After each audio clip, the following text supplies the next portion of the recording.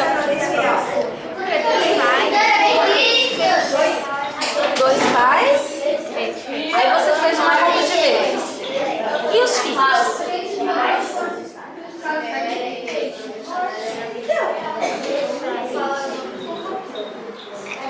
É um problema para Mariana? Vamos tentar entender isso. Dois pais e dois filhos foram pescar.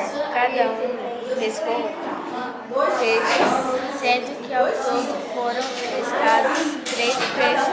Explique essa situação. Então, quantas pessoas tem esse problema? Quantos pais tem? E quantos filhos tem?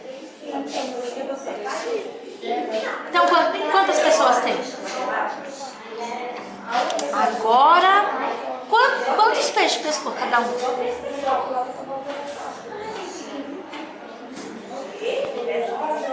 Cada um pescou, sendo que ao todos foram pescados. Explica essa situação. O que aconteceu? Você não entendeu tão fácil? E você, Stephanie? O que você entendeu do problema?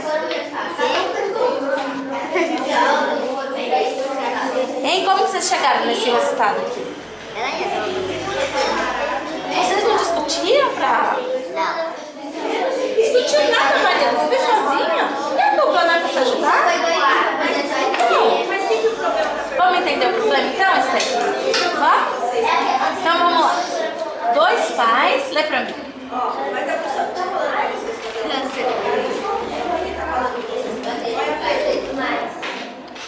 Mas o que tá pedindo pra... O que tá pedindo esse problema?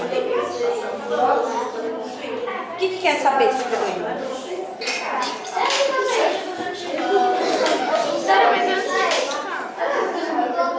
Pode escrever no seu celular. O que você entendeu desse problema? Mais fácil. A 2 eu sei. A 3 eu não. A 2 Ei, Mariana? agora a 1 eu também sei saber. Então você acha que acontece? Porque são dois pais e 3 peixes. É isso? Vou pedir pra você ler mais um pouquinho, pensar um pouquinho. Daqui a pouco eu vou voltar. E esse número 2? Agora você faz.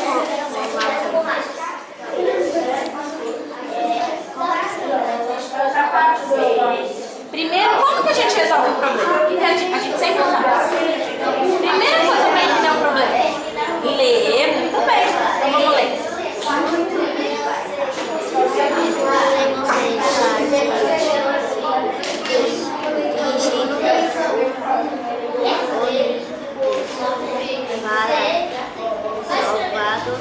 Salvador, né? Salvador. Em uma parada desse 25 passageiros